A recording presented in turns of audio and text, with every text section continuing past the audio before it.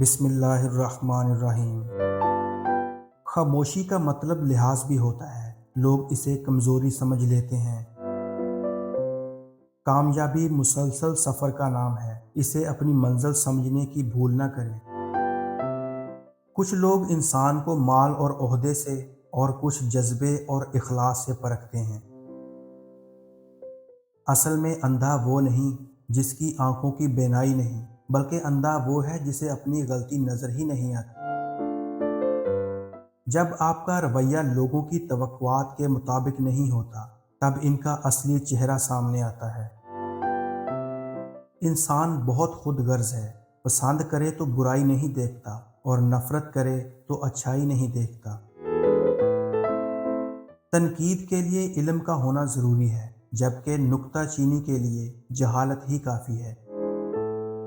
جتنا زیادہ سوچو گے اتنی زیادہ اذیت میں رہو گے۔ یا تو اپنے آپ کو مضبوط کر لو یا مصروف کر لو۔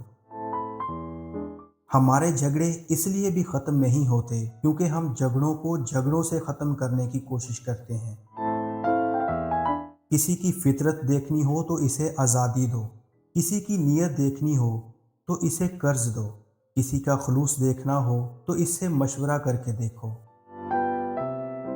جہاں پانی گرتا ہے وہاں سبزہ اگتا ہے، لیکن جہاں آنسو گرتے ہیں وہاں رحمت اترتی ہے۔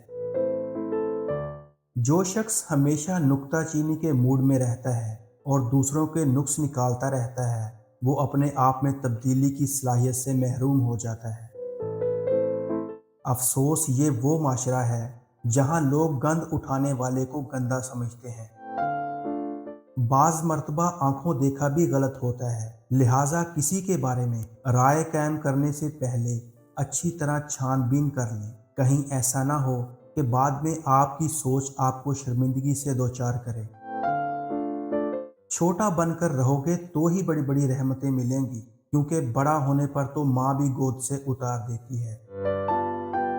دوران گفتگو سب سے بڑی غلطی جو ہم کرتے ہیں وہ یہ ہوتی ہے کہ ہم سمجھنے کے لیے نہیں سنتے بلکہ جواب دینے کے لیے سنتے ہیں۔ نیا کاروبار شروع کر رہے ہیں تو خاموش رہیں، ایک خوبصورت رشتے میں جڑ رہے ہیں تو خاموش رہیں، نئی گاڑی خرید رہے ہیں تو خاموش رہیں، نیا کام کرنے جا رہے ہیں تو خاموش رہیں، نیا گھر خریدنے جا رہے ہیں تو خاموش رہیں۔ ہمارے خوابوں کے سچ نہ ہونے کی وجہ یہی ہے کہ ہم غلط وقت پر غلط لوگوں کے سامنے اپنا منہ پہلے ہی کھول دیتے ہیں۔